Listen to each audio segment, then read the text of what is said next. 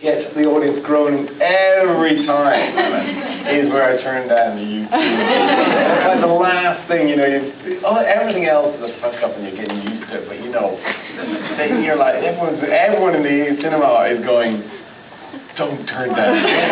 Knowing that you're going to turn down the gate. And the second time I saw the film was at a screening for media and stuff, and I introduced it, and then I went in the back and I just sat in at the back while it was already dark. I was just sitting there in the dark, and it got to that point, and the man next to me who didn't know I was sitting there went, "What a wanker!" Internal dialogue we all had. So, you know, in a way I get more detached from it, and I can just see it as a movie and think that's funny, and I notice a lot of the performances are great, and a lot of great lines. Well, I imagine when you wrote the book, it was kind of like therapy for you, getting everything out. I just wonder, when you wrote the book, and you knew it was actually going to be published and people were going to read it, was it your intention that it become a film someday, or your hope? No, you know what, when I wrote the book, and yes, it was an idea that came to me years before.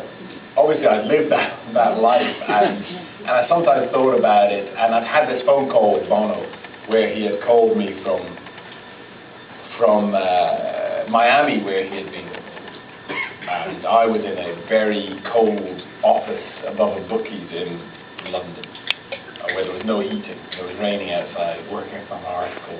You're going uphill in the snow without shoes on. And it was, you know, I had this dream of being a rock star, and I had ended up with a rock critic, and he called me to tell me that he was doing a duet with Frank Sinatra. And I'm like, you know, and he called me because he knew I was a big Frank Sinatra fan as well, much bigger Frank Sinatra fan than he was. And it was me that had said, you know, somebody needs to write a song for Frank Sinatra. Maybe we should write it together.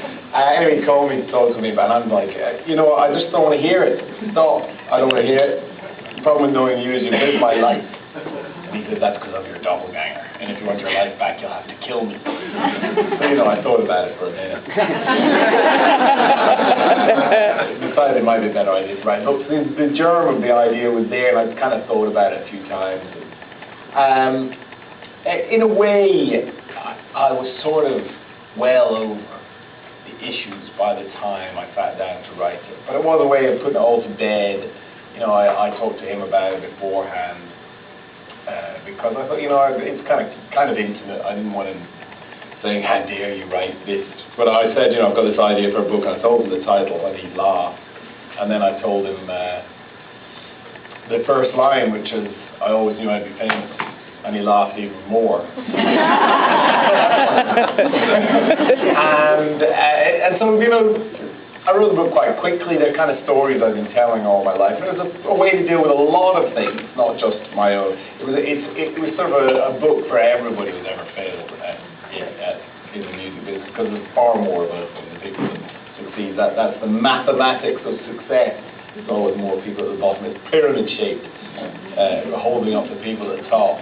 And so that then the director, Nick Ham, phoned me up very, very soon after the book came out. I was on some promotional, he heard me on the radio, and he said, "I want to make a film of your book." So I went out for lunch with him, and he was very enthusiastic about the idea of making a film about the book, but I couldn't for the life of me see how he could make a film of the book, because it's a very internal journey, really. It's a kind of psychological journey. And there's a lot of funny incidents, but they're little incidents, you know, they're comical things along the way. But really, it's about, you know, coming to terms with the ambitions of your younger self and getting over them. And I didn't see how you could do it. So actually, I really was like, you know, off you go and do your best. I felt like I'd got in the way of my own success often enough. I let him have a go at it. Plus, there was a great thing, because it took 6 years from that meeting for them to start even the cameras rolling. Because they'd optioned the book, and then they started paying script writers. They asked me if I wanted to write the script, and I said no, I couldn't see how they could turn it into film. You know, so they got very good script writers. They're paying people, and every year they had to renew the rights to my book. So I never thought the film would get made. I just thought it was a check that I could cash. I'm probably disappointed that they have made it. Media stuff gets in the way, I'm sure. Well, I saw the film actually at the Seattle International Film Festival, in fact, where I live, and we had a Skype interview with the director, Nick Ham, and he mentioned that all of you too actually saw the film, except for Larry, when they were in Australia on tour. Yes. So I wondered if they gave you any feedback about the film after they got back. Yeah. They're never going to talk to me again. They thought it was funny.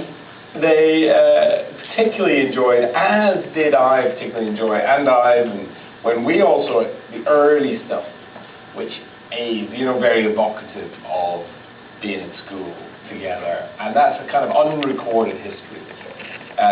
Everything else about you two is recorded history, but not the school days.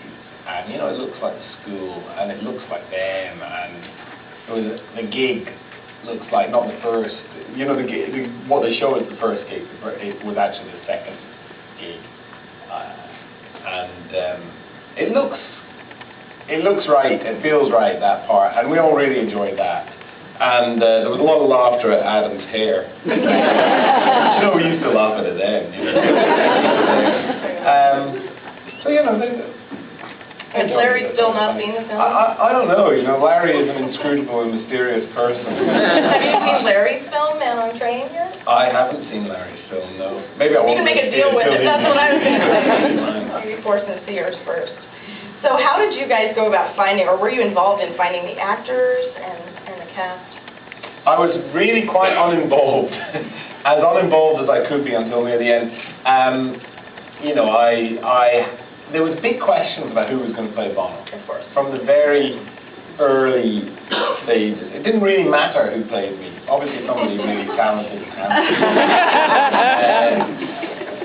But nobody really knows what I look like or cares. And so the actor didn't need to look like me or anything. And same with my brother. He just had to be a kind of charismatic actor. So that they were sort of free to cast, and I left them. But they were really worried. First they wanted Bono to play Bono, and I made the point that we were like 14 when that happened, and he was in his mid-40s by then, and I didn't think he could carry that off. They were trying to write a script where Bono and I were talking heads as older selves, So I said to Bono, we went out one night, and he said he had played himself in a movie, and he found it very hard to be himself. Entropy, yeah. And so that was a non-starter, which I never thought it would be. And then I didn't see the problem. I heard Sean Penn. I heard of one.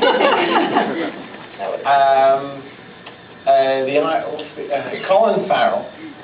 He does a good Bono impression, but they're kind of silly ideas.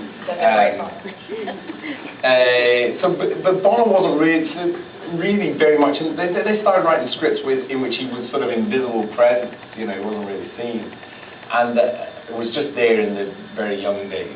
And then Pete Postlethwaite, who plays the gay landlord Carl, he did a film Clash of the Titans with Marty McCann in it, and had suggested Marty McCann.